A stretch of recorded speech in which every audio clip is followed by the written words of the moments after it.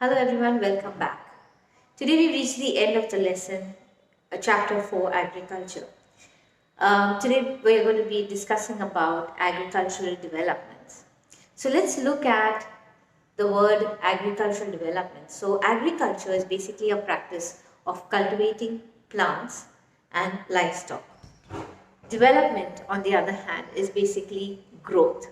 So, how do we actually achieve this agricultural growth?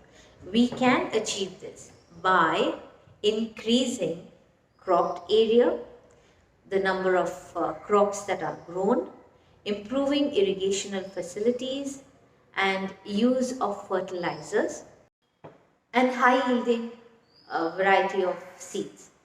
Now, mechanization of agriculture is also yet another aspect of agricultural development. So, to sum it up, okay, the main aim of agricultural development is to increase food security. Today, with the help of two case studies of farms, one in India and of course the other one in USA, we will understand about agriculture in developing as well as developed countries. If we consider a farm in India, in a small village in Gazipur district, Uttar Pradesh, there is a man called Munna Lal who is a farmer, and he has a farmland of about 1.5 hectares. His house is in the main village.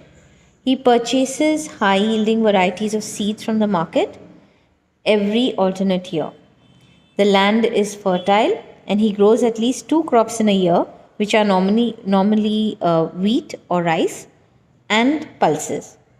The farmer takes advice from his friends and elders as well as the government agricultural officers regarding farming practices.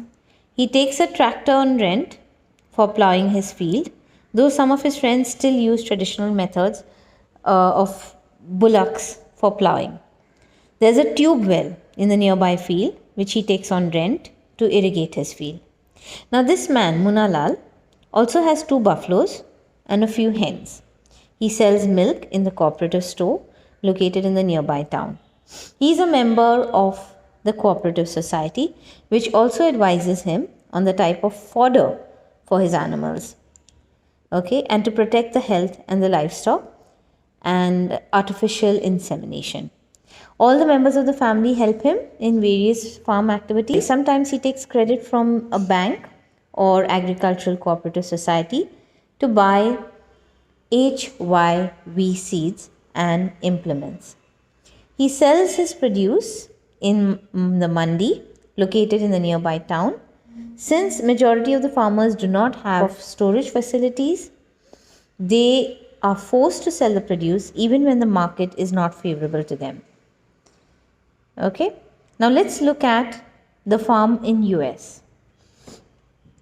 The average size of a farm in the USA is much larger than that of the Indian farm. A typical farm size in the US is about 250 hectares.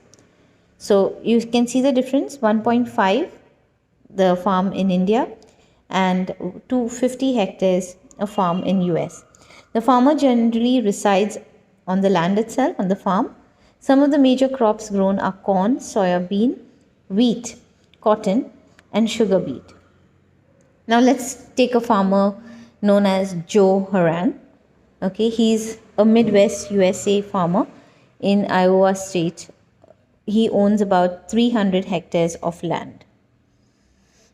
He grows corn on his field after making sure that the soil and water resources meet the needs of his crop. Adequate measures are taken to control pests that can damage the crop.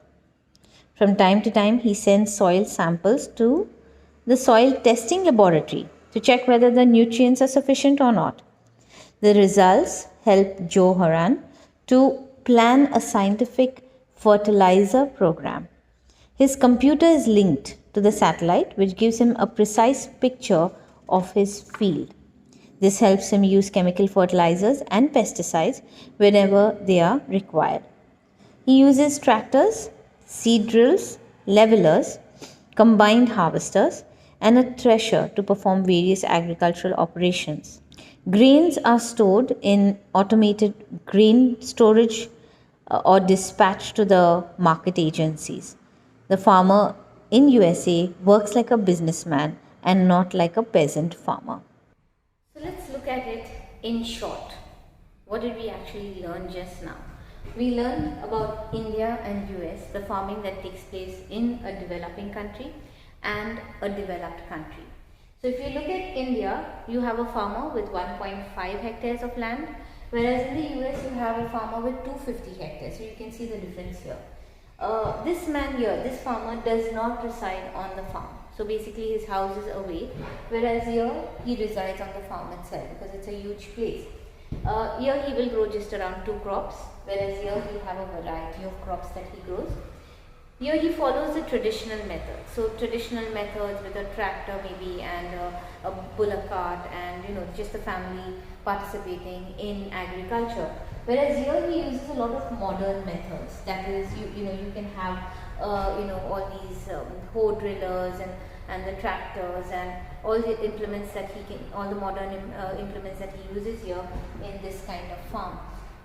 When you look at without science and technology, so here the farmer in India does not utilize much of science and technology in agriculture, whereas here in the US you will find that they are totally equipped with science and technology. They have computers telling them a lot of things about the kind of crops that they need to grow, the kind of soil, whether the soil is good or no. All these things are they depend a lot on technology.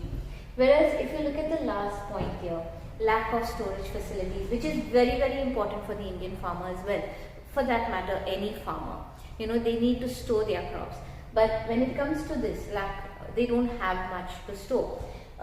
Since they don't have enough of storage, they have to get rid of the crops.